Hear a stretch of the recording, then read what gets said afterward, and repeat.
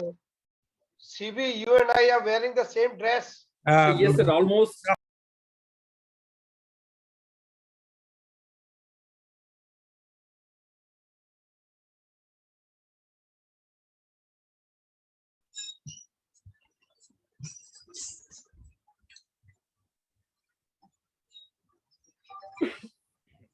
Today, in the media conference with Lal Goel, which is brought to you by V4 News, V4 Stream, Carunews, Bharat Post News, Malnadu TV India, News Gaon Se, Samvad Sarokar News, Organ Donation India Foundation, Gyan, and Indo-Gulf Management Association.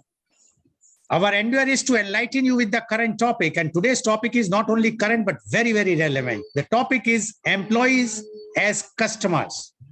Most companies now understand that customers demand service that is personalized, convenient, and efficient, and that ignoring those expectations impairs the bottom line. However, while focusing on the needs of external customers makes sound business sense, creating a rich employee experience can be just as important to a company's long-term success. Customers spread the word about your company's great products or services. Employees also do the same. Plus, they can serve as a recruitment advocates, spreading the word about your company as a great place to work. Customers expect to have personalized interactions with your company. And to discuss this very, very important topic, employees as customers, we have a very elite, knowledgeable, experienced panelists are with us. And I would like to introduce my first panelist guest. He is Professor Mohanlal Agrawal. Professor Mohanlal Agrawal is the former Professor of Marketing, Innovation and Management, IIM Lucknow, XLRI Jamshedpur, and California State University, USA. He is president of Indo-Gulf Management Association. He is US Fulbright Fellow Boston, EFMD Fellow Paris, and British Council Fellow London.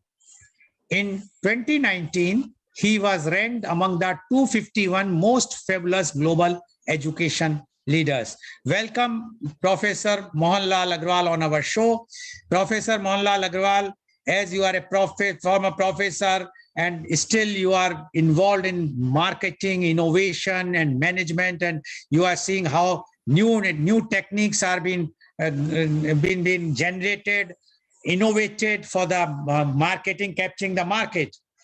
But this phenomena of employees as customers, which is picking up now very fast, we would like to know your views. Employees as customers. Professor Mohanlal Agrawal, please. Thank you, Mr. Goel. Thank you for taking such a thought-provoking topic today, which is employees as customers. I remember my first experience with this topic as a consultant, as a trainer, as a facilitator, almost 30 years ago, when at Jamshedpur, XLRI Jamshedpur, where I was teaching, Tata Motors, at that time we called it Telco, or Tata Motors at that time, they asked me that if I could do something as a workshop, as a training program for their employees on this topic, employees as customers. Now that was very intriguing at that time, because Tata Motors or Telco was known for customer orientation, and that too to some extent a poor customer orientation, because they were in a monopoly market, and not many people cared what they did, and they also didn't care too much for what customers did, because their trucks, which was the mainstay of Jamshedpur plant, was almost like a monopoly item, a monopoly place to work, and so they didn't care too much about that. They admitted so also. We talked about a number of things as to what changes have they brought, and with what frequency and force they brought those changes to satisfy, delight, or connect with the customers. And the scorecard of Tata Motors wasn't very, very great or something to write home about. But it was that. And then I thought that why are they therefore asking me to take up this topic of employees as customers? Still, so I had a discussion with the training department and all, and they gave me one wonderful reason. And they said is that we are seeing the teamwork within the company as employee relationship less and customer relationship more. What does it mean? They said that we have got several departments in which sequentially the product is made. One product taken by one particular department is actually produced by the previous department. And so their output, their outcome, their value addition will depend upon how well, how promptly, and how wonderfully the product was made by the previous department or section or something. Like in a kind, kind of there is a paint shop, then there is an assembly line process, then there is also what we call post-production checks, then so many other things which before the truck is out. At that time, we used to bring out more chassis rather than the body of the truck because the body of the truck was made somewhere else. But this particular thing was done in Jamshedpur, lot more, which is called the bare minimum of that thing.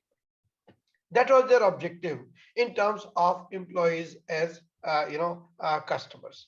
They thought that this is the best way to talk about it. So they were seeing it more as a productivity tool and more as another name for working together, as perhaps is seen in Japanese manufacturing culture. Now that was a very interesting angle, and I researched on it, and thereafter I'm very happy to say that we did a lot of research and produced a series of interventions for the people in both Pune plant, in Jamshedpur plant, and in many other plants. Now the same thing became useful later on when Air India now, but at that particular time, Indian Airlines asked me to design the similar intervention for them, which was somewhere in the late 90s and beginning of when organizations like Jet Airways, Sahara, East West Airline, all those kind of airlines were emerging, and Tata Steel, Tata and Indian Airlines was facing a lot more competition on their once 100% market share to the market share. They were sharing their space, both screen space as well as market space with customers. Now, there was some connection between the two, although one was the paragon of private sector and the other one was a very, very bad reminder of a public sector organization at that particular time. In one case, it was profitable. In the second case, it was not profitable. In the first case, it was answerable to the shareholders. In the second case, they were answerable to who they themselves didn't know, whether it is the taxpayers or the board of the Indian Airlines or the ministry or the secretary of the ministry. We don't know. We don't want to go into that who is responsible, who is not in the different sector. But there was a difference. And in spite of that, there was a kind of commonness. And that commonness was employees as customers. So again, we designed a lot of things, and I thought I also asked them that what is the mission behind doing all these things which you are doing, and they told me that in our case, employee welfare, employee wellness is one of the major key performance areas. Now look at that the thing is being done, but with a different purpose, with a different objective. In the first case, it is an economic activity. In the second case, it is good behavior as an employer. Or as you just now mentioned, the best place to work. And that perhaps was one of the things behind it. So that part is clear. About a month ago, I was researching through various aspects of the global consulting firm McKinsey, and I saw that couple of articles which they had written about this itself, that is employee as customers. And their goal was again different. And this goal was different in the context of the global pandemic that we had, which is the COVID. And they said that it is becoming very evident that the workplace is changing.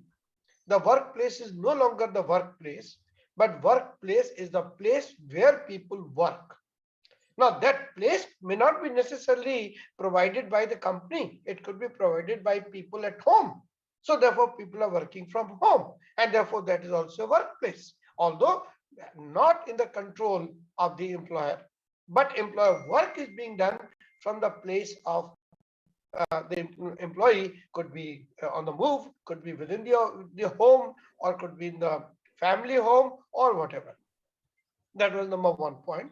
Number 2 point they said was that empathy, which became a critical factor of relationships these days. Empathy, not necessarily efficiency, which Tata Motors had, not necessarily the wellness of the employees as a part of community stakeholders, as in the case of the Air India. But in this particular case, it became a global need of the people, that people wanted to have empathy, wanted to be treated with empathy from others, and as a result, this empathy became the central theme of relationship, both at work as well as at home. They were saying that people are suffering a lot inside as well as outside. COVID affects internally as well as externally. COVID affects you as well as the people around you. COVID affects others, and that affects you.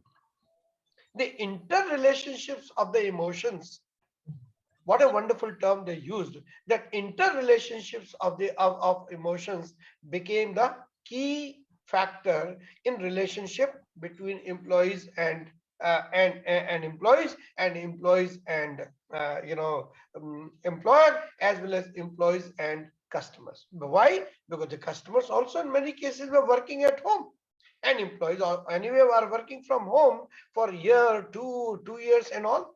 Many people now are finding it very difficult to transit this workplace from work from home to work from workplace. And it is going to become a major challenge now, that how to recalibrate the concept of work, the concept of workplace, the concept of worker, and the concept of worker relationships. So all those particular things became critical because of the new factor, and that new factor was COVID, or this pandemic. So I just took you through this journey in order to emphasize that concept has to change in its ramifications, even though fundamentally is still the same, as you correctly said, that a customer is one who has aspirations, expectations, needs, wants, etc. And in order to have those things, that customer pays to the marketer through primarily through monetary means, and then those from monetary means become the very fundamental expectation that you please satisfy me. But in the case of internal customer, there is no monetary relationship. There is nothing as important for the for the organization to satisfy the internal customers. Take it or leave it. If you are dissatisfied, there are wonderful explanations from the organization for that. That a person is unhappy because he's fundamentally poor attitude person. The person is unhappy. Maybe there are some things which are at home. That's why they are working those things. In other words, organizations had a litany of explanations, a litany of excuses in order to absolve them from this fantastic requirement that employees should be treated with the same attention, with the same respect as external people should be. This was the basis, and that's where I thought that I should take up this as a topic, and let's see that how my colleagues react to that, contribute to that, so that it becomes a topic easy to understand, easier to digest, and easiest to apply. That was the goal in my mind when I talked about employees as customers. In any case, what is this particular thing? This particular thing is based on the same logical sequence. Number one, identify who is your customer. In this particular case, identify who is your internal customer.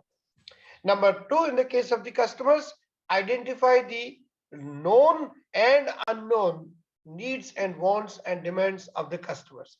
In the case of the internal customer, perhaps it is almost the same thing, in which they are trying to say that we should also identify needs, wants, and expectations of employees, even though they have no choice. Remember the major difference between external customer and internal customer.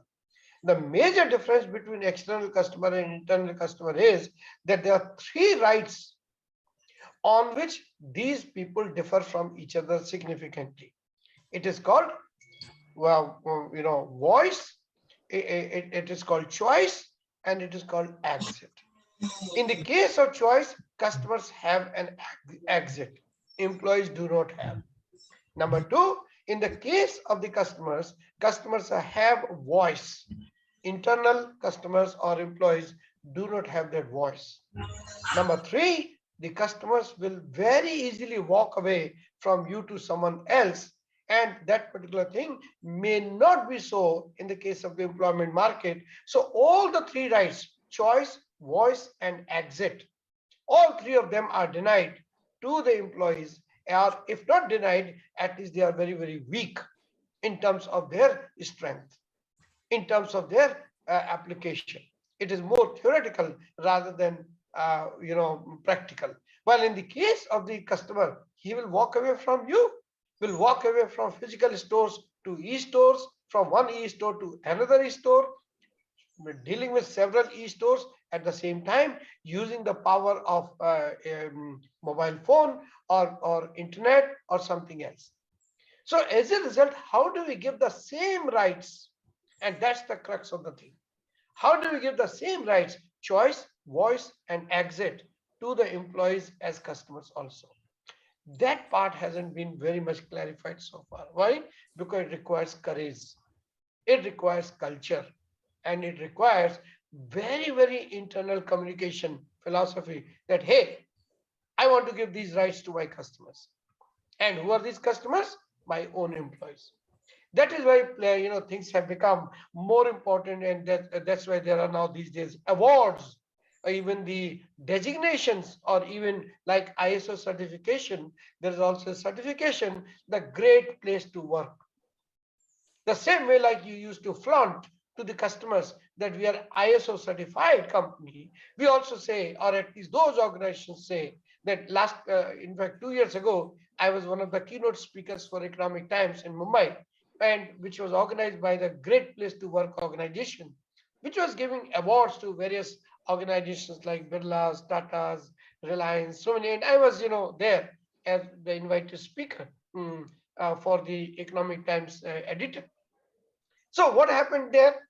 This was the thing happened there, that they were flaunting it as a badge of honor, that our employees are also very, very happy with us, and they are giving us grades like the best place to work for, which is equal to as you get the rewards in terms of customer satisfaction, customer delight, or this and that. So here is the point, how do we deal with? And the question which I asked, that how do we provide these three things, which requires new guts, new courage, and new thinking. So possibly there is one solution which was provided again by a research study in Harvard. And what was that study? They created what they called people service profit chain. People service profit chain. So what they said here is, in a very simple way, what they said is that let's begin from the top. The top is profit. The top is profitability. The top is growth. The top is brand name. The top is market share. These are the things which you are looking at. They said, how do you get these things?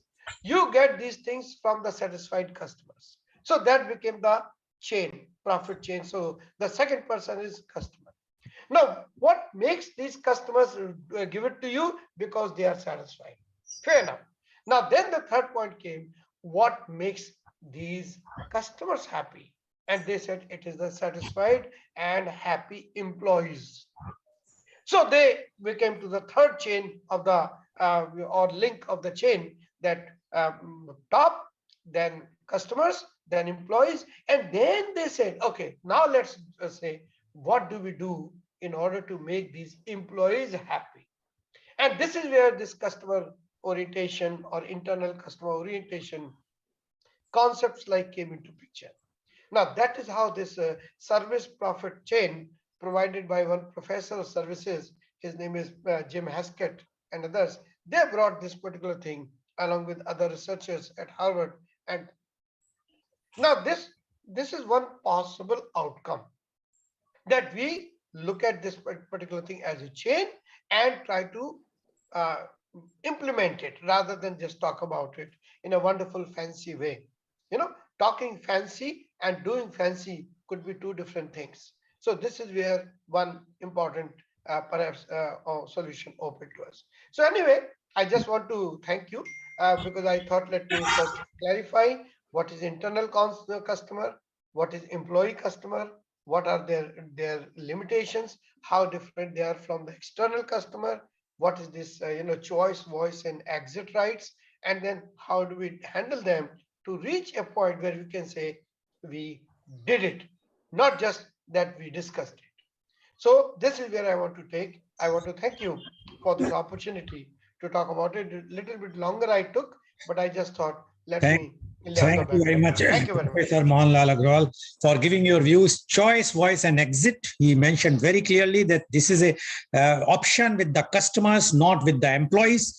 But what companies are doing, they are obtaining the certificates for the best workplace. They are providing all the facilities to their employees so that if your employees are happy, then the customers will be happy, because as per the research in Harvard, according to Professor Dr. Mohanlal Agrawal, and he says that this is the time when the companies have to think very seriously to make their employees happy, and especially when the work from home was going on, how many companies, and he's right, because I have also seen and I have also I know about that, how the companies are providing everything at home which is required, like a table, work station, etc. Companies are providing, because they feel that if you are not having those things at your home, you will not be able to give that output which the company requires. And if you are not satisfied, you will be not, the customers will not be satisfied. So one has to create that atmosphere. So according to Professor Dr. Mohanlal Agrawal, the employees has to be given all those things so that they can keep the customers happy. So treat employees as customers, then only you can, because we always think that customers are the king or the emperor. Now the time has changed when we have to think about the employees also. Thank you very much, Professor Mohanlal Agrawal, for giving your views. Now I would like to invite my next panelist guest, and he is Dr. C.B. 𝐂𝐀𝐑𝐔 Prasad. Dr. Prasad is the professor in management studies, Dayanand Sagar Institutions, Bengaluru. Dr. Prasad is a faculty member in the marketing and entrepreneurship area. He has 19 years of combined experience in corporate, academic, and research. He is acting as marketing consultant for few startups. He contributed more than 25 research papers in for several renowned national and international journals and books. He presented papers in various national and international conferences and forums. Welcome, Dr. C.B. 𝐂𝐀𝐑𝐔 Prasad on our show. Dr. Prasad, you have heard what Professor Mohanlal Agrawal has mentioned. And he is very clear because being a person of marketing and innovation, and he has giving his talks to the many top organizations in India, that if we will not change our view for the employees and we will not treat them as a customer, then the customer satisfaction which we expect, the companies expect, will not be up to that mark. Now, we would like to know from you, because you are also a professor in management studies and you have worked in the corporate and academic research. Now, we would like to know your views on employees as customers. Dr. C.B. 𝐂𝐀𝐑𝐔 Prasad, please. Yes, so good morning to everyone. So I thank Professor Mohan Agarwal for bringing up examples like Tata Motors or Air India into this particular aspects. And as well as he's talking about three important keywords, right? Choice, voice, and action, right? So whereas employees don't have these three. So I'm going to little bit take you through the theory aspects of the treating employees as customers, right? So first, if you look at the example, right, or of Tata Motors or Air India, the objectives are different, right? So for Tata Motors or for Air India, the objectives or motors are different, right? So now I'm going to give you a different angle to it. If you look at service marketing triangle, where you have got three edges. One edge is with company, the other edge is with employees, the third edge is with customers, right? We've got, it's a typical triangle where you'll find three corners. The first corner, the company, the second corner, the employees, the third corner is customers, right? So typically company make lots of promises. It is called external marketing. The link between company and the customers is called external marketing, where they make the promises. And if you look at the second angle between company and employees, it is called internal marketing, where it is enabling those promises. Employees are the people who is going to enable them, right? So company should train the employees in such a way that they are ready to deliver or enable the promises. And the third angle at the bottom between employees and the customers is called interactive marketing, where it's called where the promises are delivered by the employees to the customers. If you look at all these three marketings, the crucial term is internal marketing, the relationship between employees and the company.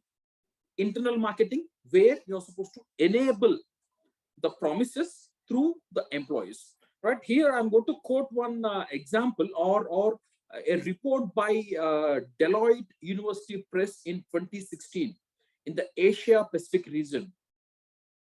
Only 31% of companies said they do employee experience surveys, or they're going to measure the employee experience, compared with 81% told they are measuring customer satisfaction at every or at regular intervals. So what is the missing point here? Only 31% companies are measuring the employee satisfaction or their experience. So why this measuring the employee satisfaction or measuring the employee experience is important? Right, I'm going to take you through a small link, right? So just try to understand. If employee is satisfied,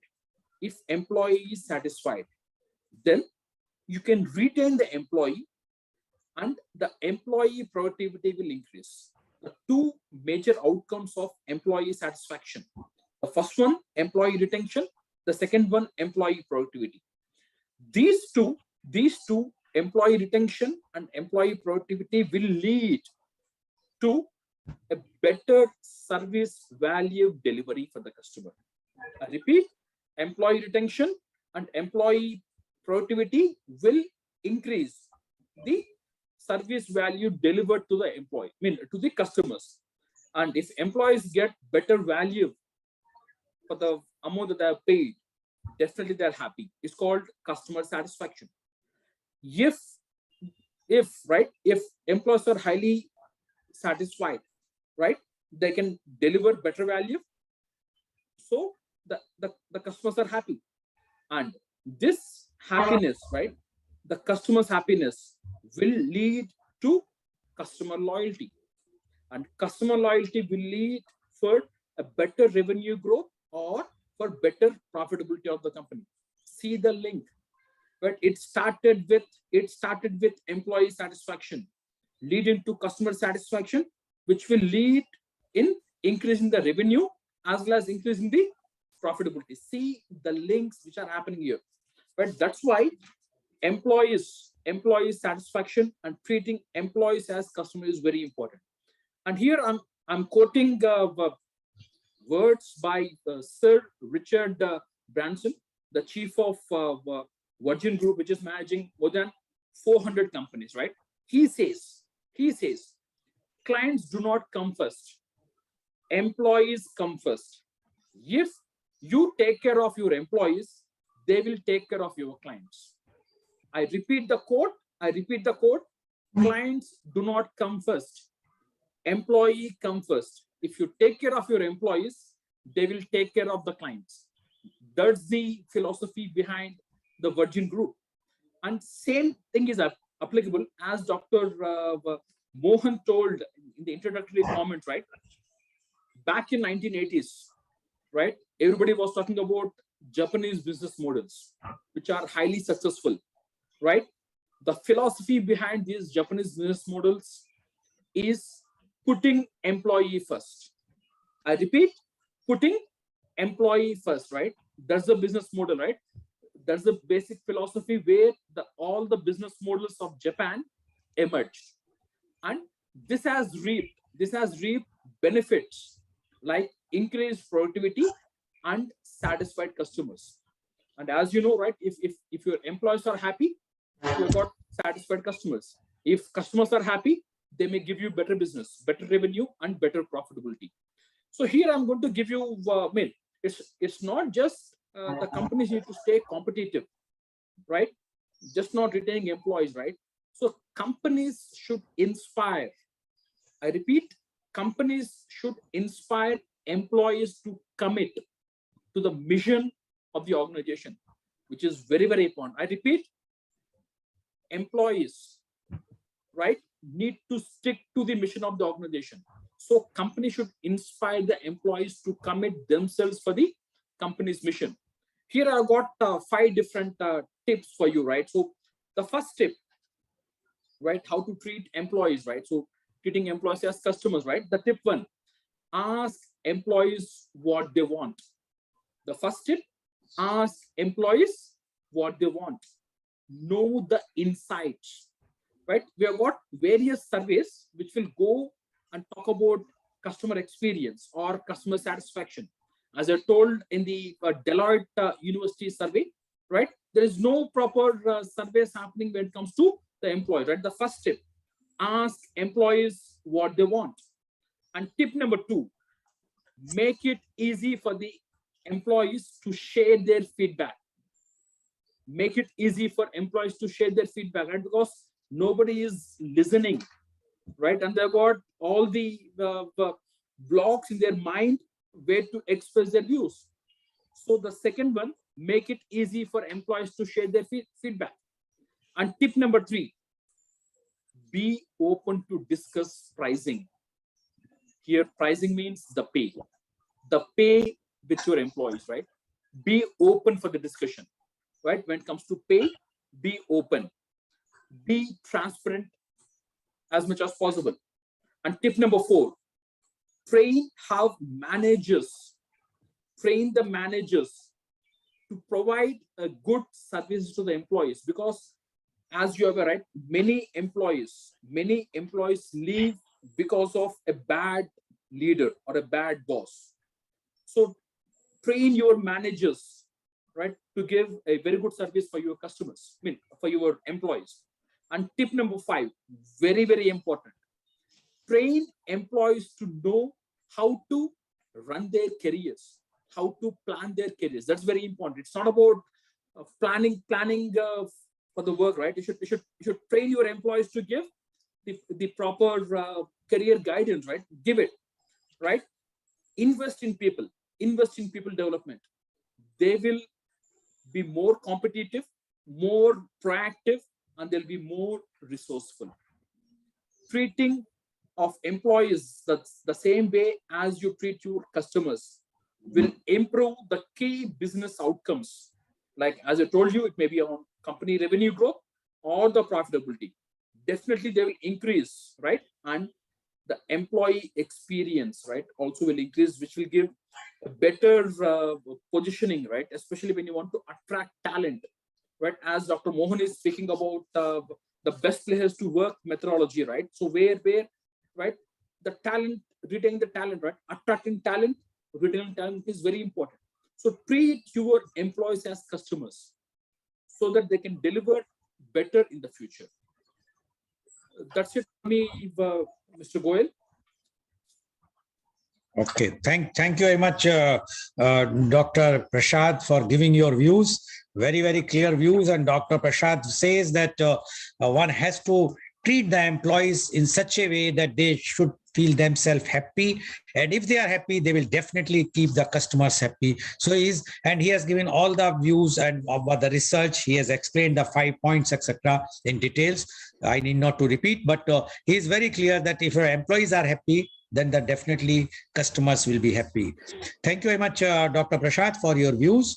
Now I would like to invite my next panelist guest, and she's Dr. Shalini Agarwal. Dr. Shalini Agarwal is the Associate Professor of Chandigarh University, Mohali. Dr. Agrawal, MNI of IIM Ahmedabad, is an Associate Professor of Finance at Chandigarh University and has about 18 years of industry and teaching experience. She has presented various papers in conferences including IIM Lucknow, IIM Bangalore, IIM Shillong, and IIM Kashipur, and published in Scopus Index and ABDC listed journal. She has authored 2 edited books and delivered guest lectures in various renowned institutes in India. Welcome, Dr. Shalini Agarwal, to our show. Dr. Agarwal, you have heard what Professor Mohanlal Agarwal as well as Dr. Prasad has mentioned. And they are very clear, both of them are very clear that the employee's satisfaction is required.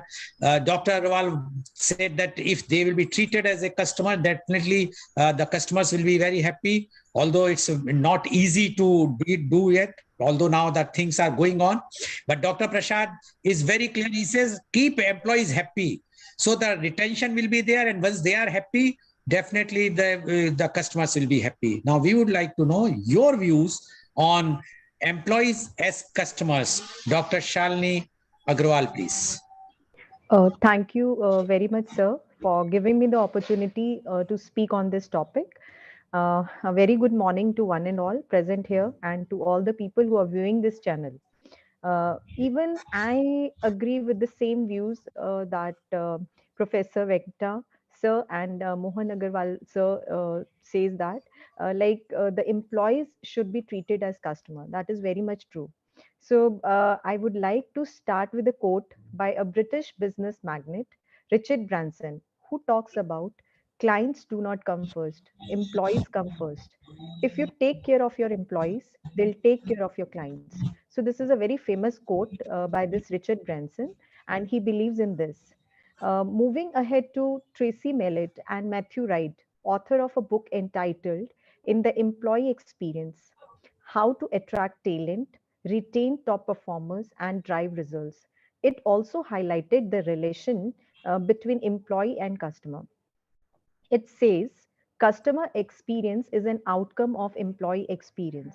When employees are treated well, listened to, and receive right communication, they in turn provide a rewarding experience to their customers. So this is by the Tracy Mellett and Matthew Wright. Another customer strategy expert, Susan Carr, she also said, customers are in charge of your destiny. They possess the power to see a company prosper or fail. With that in mind, employers are increasingly realizing that they have 2 types of customers, internal and external. Please take this in mind. Like now the companies, they have started following that they have 2 types of customer, that is internal and external.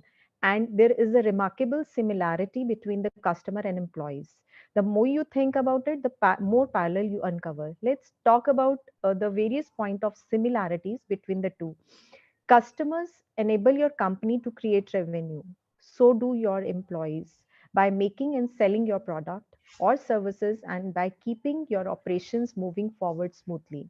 Another point of similarity is customers spread the word about your company's great product or services. Employees do that. Plus, they can serve as a recruitment advocate, spreading the words about your company as a great place to work. Next point of similarity, customer expect to have personalized interaction with your company. One size fits all doesn't work for the employees either. They want to be heard on an individual basis. Another, without them, that is customer or employees, your company would not exist. So nowadays, it is very, very, very important to have to have the employees as customer, to treat the employees as customer. In fact, your employees qualify for the same cutting edge customer services as your external customer. The next important question here I would like to emphasize is, how can you boost your employee experience to keep them happy, energized, and resolute in their desire to remain with your company? So this is the most important thing. So I'll talk about what are the different ways to make employees as customer. First, I would like to talk about is how trust impacts communication at work. Employees need to believe in the validity of your messaging if you expect them to buy into it. If you want employees to engage with the customers in a way that builds trust and loyalty, those employees must believe and trust in the company's message, vision, and goals first. Communication to customers that is incongruent to what employees see or hear will erode that essentially foundation of trust. So the next point is make internal communication your prime focus. When it comes to internal communication, things like a marketer. What kind of advertisement appeal to the customer? Something informative, compelling, and relatable. The same employs to your employees too. Marketers are rigorous in their advertisement. They use all platforms available to them and different type of content to convey the same message to buy this product in various ways. Apply the same rigorous approach when communicating with employees. Only imagine the product you are selling is your company's mission, vision, and goals. Most importantly, don't be afraid to be creative and shake things up. You want to make employees excited about your company and invested in helping them to accomplish its goals. So these are the points. Another point is use feedback to upgrade your communication at work. This is very important. Feedback. Use the feedback. So companies, they control themselves to make it simple for customers to share their thought. Yet employers made it relatively difficult for their employees to even speak up in front of anyone, even without the fear of being reprimanded for saying the wrong things. There are literally very few avenues for employees to share their feedback where they feel they will be heard. In order to make employee centric communication work, employers need to utilize employee feedback in the same way as do their customers. Use survey. The companies should use surveys to ask employees what their concerns are and what they're most interested in knowing about it. Do they want more knowledge about their industry or more opportunities to network with colleagues? Addressing gaps information improves communication at work for both the employers and employees. The last point I would like to talk about in this is take your employees along with. When you're when you take your employees along on the journey of your organization, if that is when you start differentiating. If your employees are fully engaged, they build understanding not only of the products but also of the people and their experience as customers. This knowledge becomes embedded over time and it creates a much richer and more nuanced process around the customer experience.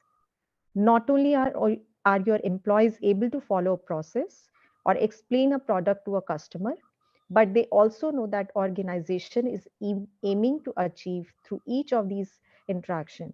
They have a clear idea of their place in the larger picture and they understand how it will ultimately impact the bottom line. So last, I would like to talk about companies in the world where employees are treated as customers or they are the best places to work in the world. Let's take an example of the company Hilton. This is, we all know that it's a hotel chain that was named the second best place to work in the world in 2019 due to its push to extend its hospitality for all slogan to include frontline employees. All employees have access to the same technology as guests for a seamless experience. Employees can also use a chatbot to ask common questions, even receive training. Next, let's talk about company Apple. Do not write Apple off as a have been. Even after years of leading the technology world, Apple continues to impress. It was named as one of the 50 most innovative companies in 2019 for pushing its processor for fast faster performance across its devices. Apple has a strong employee experience where all the employees, from frontline retail workers to top managers, are treated like executives. The respect based culture focused on people over products and creates an environment of engaged and passionate employees doing their best to share the excitement with each customers. Next, let's talk about the another company, that is Airbnb. The awesome new home renting service, Airbnb, offers free daily organic meals and also provides its employees with a 2000 yearly bonus to just travel anywhere in the world. Just imagine this thing, $2,000 yearly bonus to just travel anywhere in the world to their employees. Airbnb allows its employees to experience the same journey that its customers experience. This ensures that all of its employees get a chance to truly wear the customer's hat once every year. It certainly gives them a renewed perspective of how it must feel to be an Airbnb customers and who would not want to get a greater experience from the company they work from. Everybody wants that. Next, let's talk about Hyatt hotel chain companies. It not only utilizes empathy to create a better customer experience, but also create a better employee experience.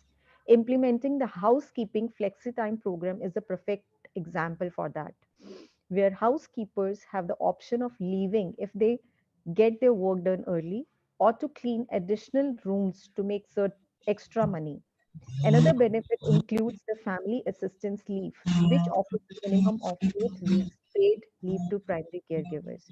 So these examples definitely tells that nowadays the companies they have started treating the customer as employees, and they're giving much more benefits to their employees, like these companies like Hilton, Apple, Airbnb have. So these are just the example, few of the examples. So in the last, I would like to say, to ensure customers have a great experience, be as rigorous and resourceful on your communication with employees as you are with customers. You can do this by establishing trust in your communication and work, strategizing your internal communication, and using feedback to make improvements. Thank you so much, sir. Thank you very much, Dr. Shalini Agarwal, for giving the views. And Dr. Shalini Agarwal started with the quotes of Richard Branson of Virgin Group, and in the end she mentioned about the companies who have given the best services. Fortunately, I have my personal experience with Virgin Group's airline, which they are operating, their exclusive clubs in UK, their restaurant in UK, as well as the train they are running in UK. So I found there definitely the services as exemplary, very, very good. She mentioned about the Hilton. Yes, above par services. Apple, everybody knows, so no need to say, because if you have any problem, just go to the Apple store without asking anything. Many times they replace the entire set. Even it was your fault, but they never question like in India for other products. Airbnb, yes, it's although Airbnb, I will say that it's a technology is more there in front in a step, but still their Airbnb services far better, because customer feels that whatsoever he's doing and he's giving his opinion or her opinion, that is always taken care. And the Hyatt, I recently, Professor Mohanlal Agarwal knows that I stayed at Hyatt only in Dubai recently when I stayed. Their services was really exemplarily very, very good. So thank you very much, Dr. Shalini Agarwal, for giving your views. Now, before I will move to my last panelist, I would like to take Professor Mohanlal Agarwal again, because I think he has to leave. Professor Agarwal, are you there? Professor Mohanlal Agarwal, are you there? Or I think he is not there. He's not. Okay, fine. So I would like to invite my next panelist guest, because Professor Mohanlal Agarwal told me that he's leaving at 11:30 and 11:19. So I thought let me ask some question to him. But anyway, now I invite my next panelist guest, and he is Dr. 𝐂𝐀𝐑𝐔 𝐍𝐄𝐿. Dr. 𝐂𝐀𝐑𝐔 𝐍𝐄𝐿 PhD is the Director of Sustenance Research, Doha, Qatar. He is intrapreneur by day and entrepreneur by night. Dr. 𝐂𝐀𝐑 wears various hats in his professional life, from climate activist, innovative, transformational, sustainability leader, visiting professor, mentor, and SDGs SME. He has worked with Vedanta Resources, Maruti Suzuki, Morgan Stanley, Alcoa, Sabic, and with multiple startups to achieve significant growth in the marketplace.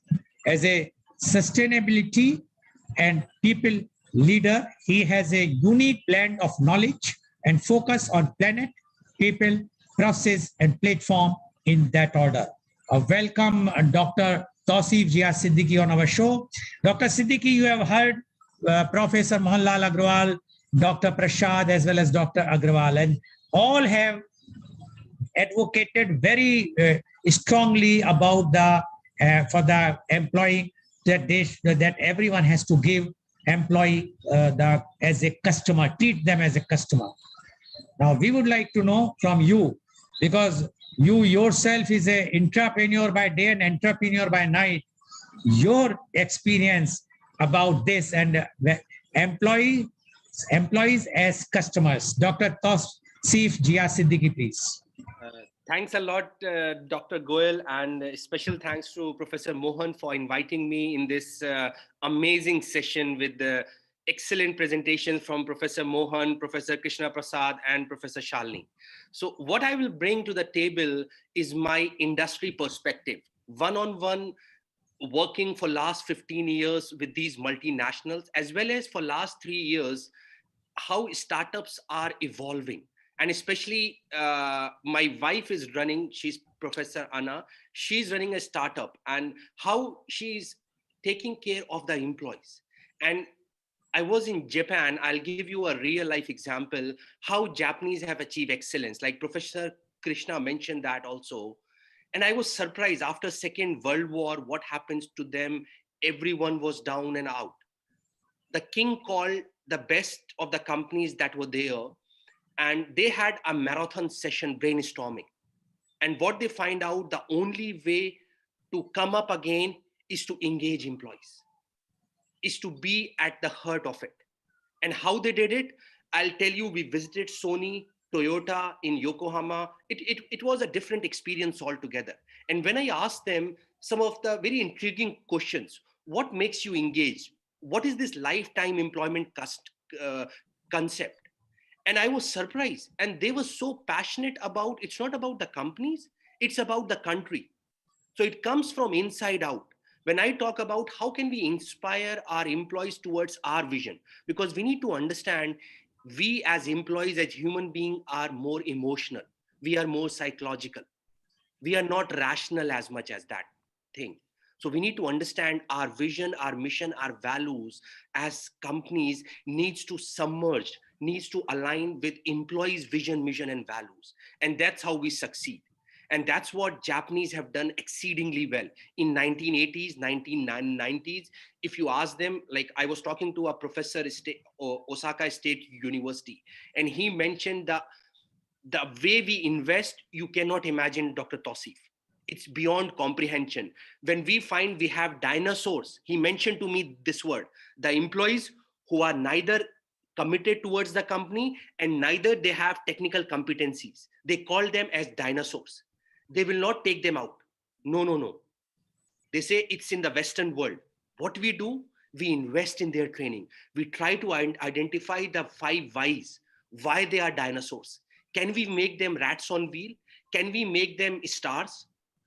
Because they make up around 15 to 20% of the workforce. Everyone is not a star. So let's start my session with Vedanta Resources.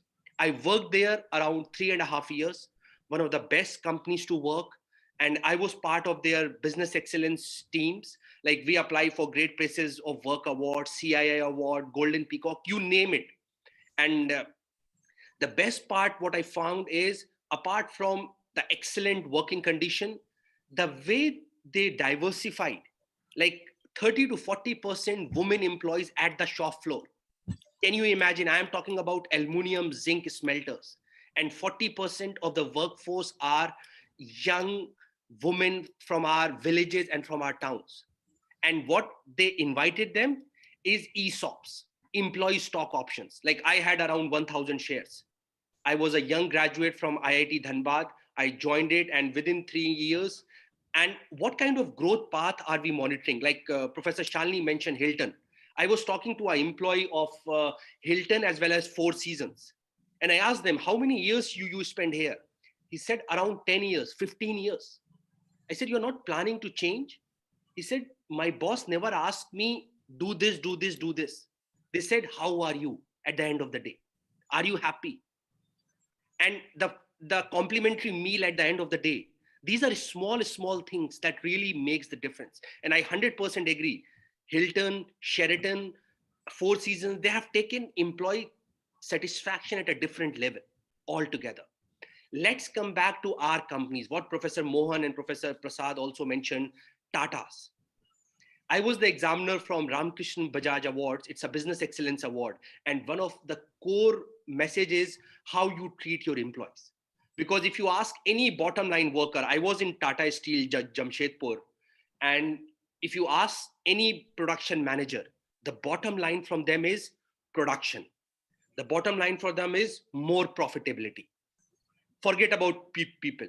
But what he mentioned, I still remember, and he was trained by Mr. Irani. Like many of them don't know, like Irani was the one who was about to succeed Ratan Tata. And he said, Tausif, he trained me. And what he mentioned, people are really the key for us. And one of the slogans they put in the township is, we also produce steel. And that was so much and we went there in the mines areas.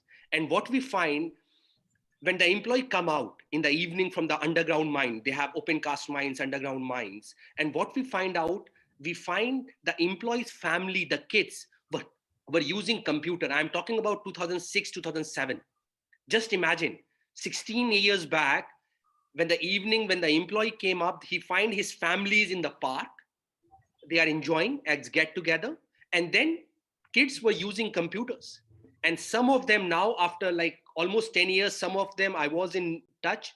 One is in Apple, one is in Adobe, and they have ensured that the employees' kids have been taken care. And especially during COVID, again, I didn't work with Tata, but I was examiner for them 3 to 4 years because of the sustainability initiatives they were taking. Whoever died during the COVID, till the age of 60, you will get the same salary. Plus education has been taken care. Can you imagine? It's not about taking care of the employees just by saying, it's about how much you are investing as well. Let's move on to my second company after Vedanta. As I said, one of the best employers in terms of diversity, employee stock option, best in colonies, what we have in Lanjigarh as well as in Udaipur, Maruti Suzuki. And I was talking to the HR head. His name is also Siddiqui, S.Y. Siddiqui. And what he mentioned, how we take care of our employees by investing heavily in their shop floor training, in the machine shops, in the paint shop. We give them, like when I joined, they gave me the Maruti car. Just a young graduate, how can you, it's a different ball game altogether. Now come back to Morgan Stanley. What kind of options? We were allowed to go just 2 days in office in Mumbai. 5 days or 3 days you work from home. I'm talking in 2010, 2011. The productivity is measured by your KPIs. Can in Indian culture, and it's now evolving, how can we work on key performance indicators? Can we have that luxury? Because someone mentioned, or maybe Professor Shalini or Professor Prasad mentioned, employees don't leave because of the companies. They leave because of the bad bosses, because of the toxic culture that we have. 90%, like the Gallup survey, they find 80 to 90% of the employees left because of the immediate bosses. How can we transform ourselves as employers, or as someone mentioned, and it has evolved a lot. what Professor Mohan has also mentioned, employees are now the backbone. It's not only Japanese or the European culture. Even in Indian culture, I gave you examples of Vedanta, Tatas. You take the example of Airbnb, Oyo. I was talking to one of the CXOs of Oyo Corporation. They were planning to invest in Middle East, and he said, for us, it's not the customers, it's the employees' experience that matters. So these are the things. How can we? Because everyone is not a star. We need to understand that. And people, money is important. Yes, it is for sure. It is like next to oxygen. But at a particular level, it doesn't matter how much bonuses you are getting, how much incentives you are getting. What really matters to them is how much engaged they are, what kind of value they bring to the table. And that's what I have seen in Sabik. I worked there like maximum of my time, 5 years, and some of our shareholders were ExxonMobil, Chevron, oil and gas companies. Sabik never asked when you come in, when you go out of the office. What our managers ask, Tosi, this assignment is in track. Do you need any other support? How can I help you? Let's have a feast. Let's have a lunch together in the team. So how can we evolve? It all depends, because see, India is going to be the biggest growth market in next 10 years. No one can deny that. We have that workforce. So what really differentiates that? How we innovate in the people aspects. And innovating in people aspects is not a joke. It's a hard nut to crack, because you need to invest in the employees, whether they are dinosaurs or rats on wheel. Why I'm talking about rats on wheel? Because you will find in any organization, and that's what I learned in Japan, 50 to 60% of the employees are rats on wheel. You cannot make them stars in one day. Stars are hardly 10 to 15%. So how can we invest in skill building? And when I say skill building, it's not only the technical aspects. Unfortunately, as an industry perspective, what I have seen, people only focus upon the technicalities. No, no, no. Mechanics is important. Yes, as if I'm going to hire a new employee, I'm looking for his technical background.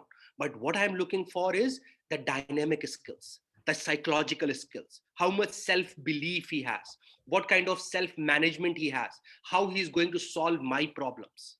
How can he be innovative? We need employees who can work together. Like I was doing a workshop with IIT Kanpur and ISM Dhanbad and some other central universities. And I find the management graduates are not willing to work together.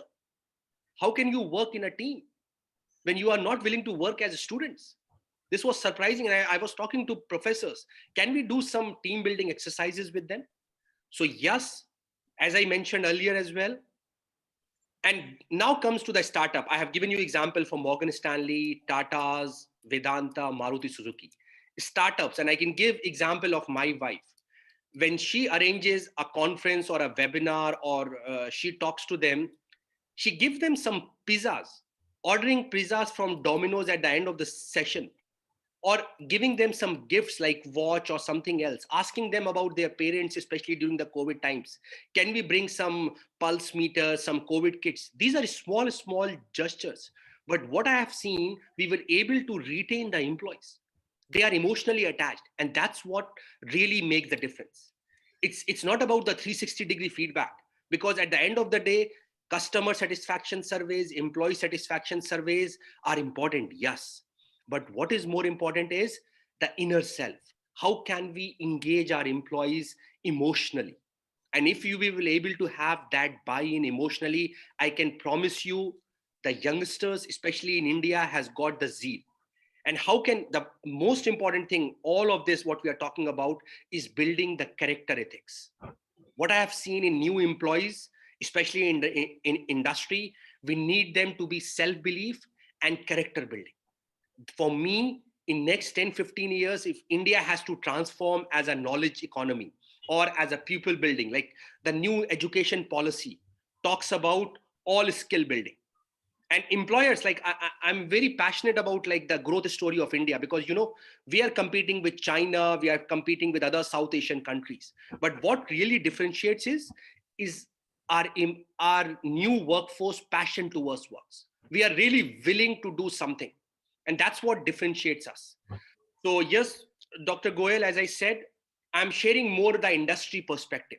how the new workforce is going to adapt to the challenges. And COVID is just for the time being. When I'm talking to students or professors, like last week, I was talking to some HR professionals. And what I've seen, we have faith, we have belief, we have hope. What we need is a skilled workforce. That is the message. So that's it. I'm open for any questions. Thank you very much, Mr. Tawseef Siddiqui, for giving your, Dr. Tawseef Siddiqui, for giving your views. He mentioned about Japan. I visited Japan somewhere in 1985-86, and I visited the companies, the culture, what I found, the employees, they provide everything for their employees, and employee doesn't want to go home. The food, the everything is inbuilt there. So I asked them, this is our employees wants to stay here only. They are working, but they are very particular. They do not want them to work overtime, but the employees are devoted. But one thing I differ about OYO, because OYO, what they have done, initially they have treated their employees very nicely in India, but when they check them out, what they used to do, they immediately change their password. And the employee who was dealing with those hotels and others, and they are nowhere. And they say, sorry, our company has made our life very miserable. So that type of thing, that's why the OYO is facing lots of criminal cases now, although they are planning to come out with a public IPO. This is the time for IPO. That is a separate thing. But this is the difference between the culture there and here. Thank you very much, Dr. Siddiqui. Now I can see Professor Mohanlal Agarwal has come back. I wanted to take you earlier, but you were not there at that time. Anyway, Professor Agarwal, my question. My apologies. I was here listening, but I was not visual. Okay. Sorry. Now my question to you is, everybody spoke about that how we must keep our employees happy. If the employee is happy, the customer will be happy. You gave example of Indian Airline. And at that time, when the jet and others have started. And you know, in India, especially in government service or PSUs, the employees are very happy. They all want to go to the government services because they are getting very good pay, fat pay, plus relaxation, everything or whatsoever, but they are very happy. And they have no problem or no tension for future life. But the services, what they are giving to the customer is horrible. Whether it's a bank, municipality, name anywhere, hospitals. No, but it means what we are talking today is only for startups in the private sector, not applicable to the government in India. But in other countries, I think it is not like that. There, even if you have seen the customs or the border securities anywhere in the USA or UK, and even in UAE, so customers friendly. Now my question to you is, why this difference is there in India? That's true, and thank you very much, because this is one of the questions or question marks about the things that we have heard, that satisfied employees will automatically bring satisfied customers. And I'm so very happy, because you are always insightful and reaching the point first. I believe that in concept, this particular thing is still true, that satisfied employees will lead to satisfied customer, better customer service, and also better customer experience. Without doubt, that kind of chain and links are understood. The only thing that is missing here is the context. The context is that in most other examples and other markets, it is a market economy in which they are working. In our country, we either have the predominance of public sector, or we have what is known as mixed sector, joint sector. We have private and public, both are putting hands together.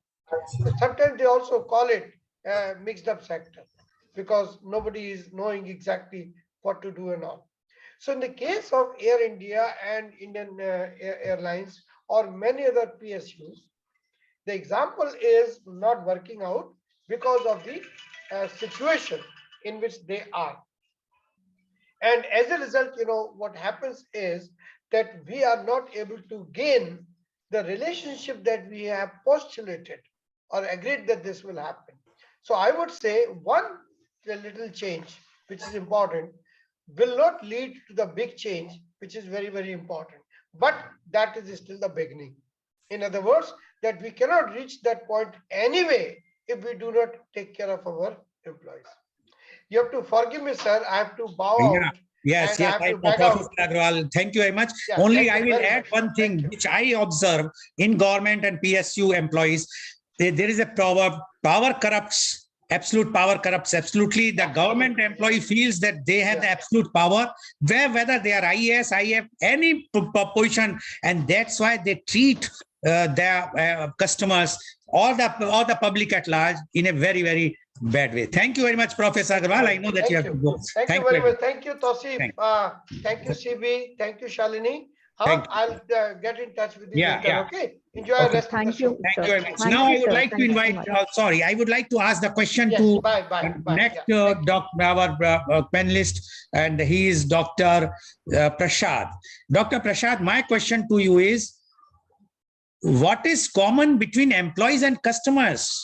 Why we are talking that give more to the employees, but there is nothing common in employees and customer. Then what is the common factor in employees and customers according to you? So please unmute. Please unmute. So thanks for the question, Professor Lal. Right. So typically customers are called external customers and employees are called internal customers. So there are many similarities between these two parties, whether it is external customer or internal customer, right? So customers want some value addition from your company, right? So when they buy certain services or product, right, they want that value addition. Similarly, as an employee, if you're working for a company, right, you want that value addition, right? So whatever, I mean, your contribution, right? So in terms of skills, in terms of knowledge, in terms of your work, right? They want something in return, right? Value added return, right? It is like 1 + 1, right? A simple equation. There's a customer or a internal customer or external customer, right? So they go with simple equation, right? They are very, very similar point between internal customers and as external customer, right? So as an employee, right? So I expect, right, a good working conditions, right? As a customer, you expect good products. As a customer, you expect good salary. Sorry, as an employee, you expect good salary, right? As a customer, you expect a good value for your money. There are various similarities, right? So when they want to make choices, or when they want to raise voice, or when they want to take any actions, many of them are got similar equations, right, with the company. Okay. Thank you, Dr. Prashad. Sorry to interrupt. Can I Can I add some more points to it? Yeah, I will ask a question to you, and then you can add it there. My question to you is, why treat employees as customer when they don't pay? Customer is paying, employee is not paying. Then why you are treating the employee as a customer? Because there is a difference that because the customer is paying, employee is not paying. And now you can add also, Dr. Shanli. Okay, so when you are making, so there are two types of customers. Nowadays, the companies, they have started believing in it. And the two types of customer is, one is internal customer and external customers.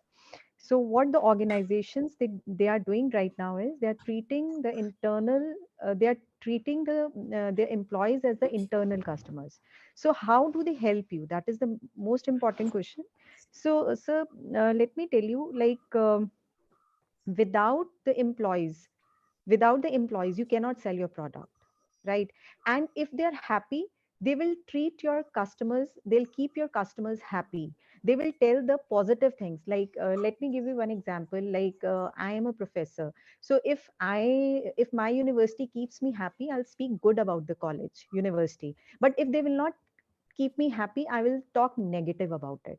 So this is the major, because we, the employees, are in the people. I will just who- stop you here, Dr. Shanli Agrawal. First of all, your university is a private university or is a government university? It's a private university. Private university. I'm sure that if you see the government university, their pay scales are far more. They are definitely, giving I agree every with that. facility whatsoever. Yes. And they're not happy. Why they are not talking positively? The conditions in government universities, what is the condition today and what is the difference between your university and their university? Sir, You- actually, they do not realize the value of it. Actually, the problem is they do not realize the value of it. Oh, who is not things that realizing? we are, the government employees. See, they do not realize unless and until They they are will not among us work. only. Today you are I do working here, understand. tomorrow you may I'll tell be. you, I'll give you one example of the thing. There is a friend of mine. She was working as a teacher in one of the. She was working as teacher in one of the schools, and she called me up one day. I said, "What are you doing?" I asked my friend, "What are you doing?" She said, "I'm in the class," and she's calling me. Sis, just understand the liberty that she has, and they don't realize because So they have already. now my question again to you is, Yeah. it is like this. Why they are not realizing it? Either they lack of training of them. That Yes. might be the reason. Because if they see their salary scale is far more, they have accommodation, free accommodation, they have everything. They are sure for their till the retirement. They are not going after. Actually, they're getting everything in a very easy manner, and they are not realizing the hard efforts that we put in. So we are working throughout the day till night, even 12. We are bound to work, and we know the value of it. So I got your point. It means if you are giving the things easily to the employee, employee will not treat you proper. The employee will not treat the customers properly. Realize. You mean to say like this? Yeah. Yes, sir. Yes, sir. But what Mr. Tausif was mentioning about, I mean, you also mentioned about Hilton and all those companies, they treat very nicely the employees. They give everything, like Mr. Tausif says, he got the Maruti car as soon as he joined. Now, how many are getting these types of facilities? But people are doing lots of good things. But I personally feel, I'm sure you are experts, so you know better, that the lack of training from the very beginning, and what now we say is EQ, and EQ not only the emotional quotient, I think now it should be the ethical things more, which is lacking. But one thing is very clear. Today you are in private organization. Tomorrow if you join government, you will get a chance. Your attitude will be also the same. It will change. You mean, I'm not talking about you. Because if you will not change the attitude, the other employees of government organization will force you to change. Because otherwise you will be misfit in that organization. I have seen how the Jet Airways people were giving the best services, or the Virgin people were giving the best service. Even Kingfisher was giving the best services, and how was the Indian Airlines? Thank you very much, Dr. Shalini. I will come back to you again. My question goes to Dr. Tausif. Dr. Tausif, there are different types of employees in a corporate.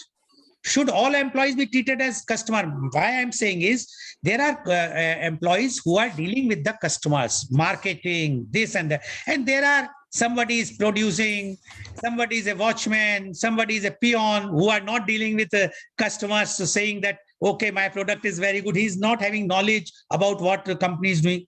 So do you think all employees to be treated as customer, or only those who are like a golden egg laying hen? No. So thanks a lot for the absorbing discussions. And my answer is, we have to treat all employees. The only difference is the impact or the training that we need to give to the front line who are dealing directly with the external customers. I'll give you a very real example. In Sabik, like my previous employer, I took the picture. I don't know whether I can share or not. I took it with the security guard, because for me, he was the star. And I asked Abu Muhammad, his name was Abu Muhammad, he always smiled. When I enter the gate of the plant, he's smiling. When I come out for the lunch or something, he's always smiling, the way he wears his badges and everything.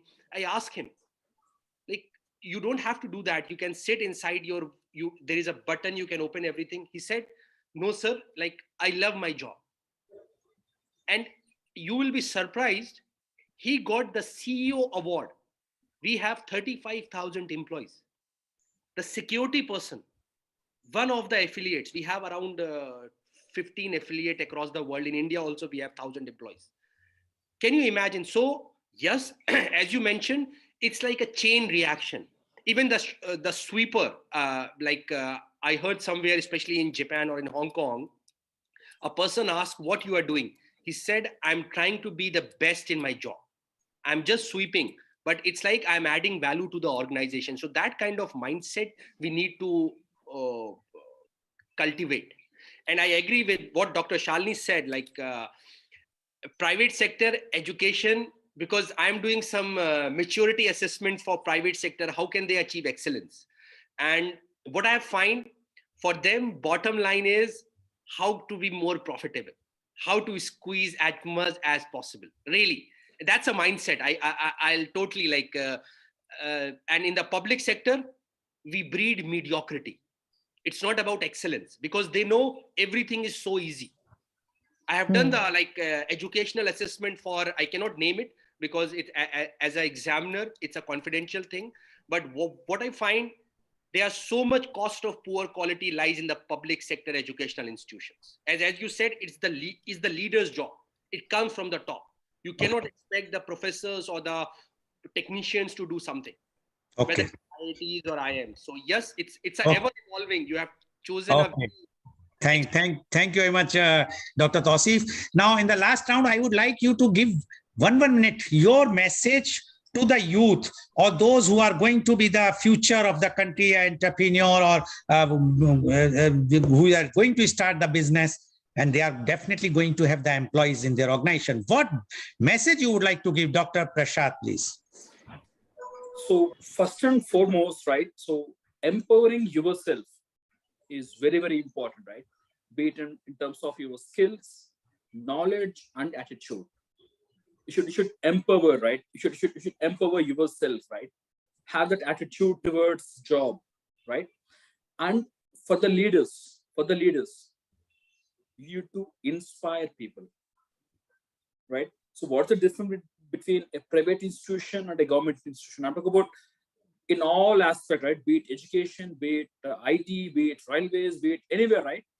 Inspiring people is the one which is missing in many of the institutions. Be it a private organization or a government organization, even NGOs. As leaders, you should inspire people, right? Empower them. And as individuals, as employees, as volunteers, we need to empower ourselves with required skills, knowledge, and attitude. Okay. That's my final word. Yeah. Thank you very much, Dr. Prashad. Dr. Shalini, your message to the youth. The question is like to the entrepreneurs who are going to start their business and how they should treat their employees. So my answer to this is like they should treat them like a human beings, not like nowadays in the teaching institutions. If I talk about, it's not about all the private institutes. I would like to say that they are like, we have to work 24/7. So it should be like a little with no holidays and nothing, and we should be treated like human beings at least, and it should not be like Robot, like robot. Robots. Yeah. Like we have become so mechanical in our life, we do not have the time to sit and relax with the family. So this part is very much missing. Okay. Thank you very much. Paucity of time. Yeah, Dr. Tauseef, your comment, please. Last message. So my point to the youngsters is, forget about the job aspects. It's bound to come, or how much salary you will get. Focus on your skill building. Focus on your, as someone said, Professor Prasad said, how can you inspire others? How can you solve the pressing problems? What kind of value you can bring in the future to the employers? And if you are at that level, there is no paucity of jobs or getting employed. I can promise you that. It's never the problem with, yeah, absolutely. Okay, thank you very much. So viewers, you have seen today that those companies, those corporates who are treating their employees as customers, they are very, very successful. And that's why, because the customers are very much satisfied. If you want your customers to be satisfied, you have to see to it that your employees should be very satisfied. And as Dr. Shalini mentioned, treat the employees as a human. Don't treat them somewhere like robot. After all, they are also human being. And one thing is very clear, don't give them something very free.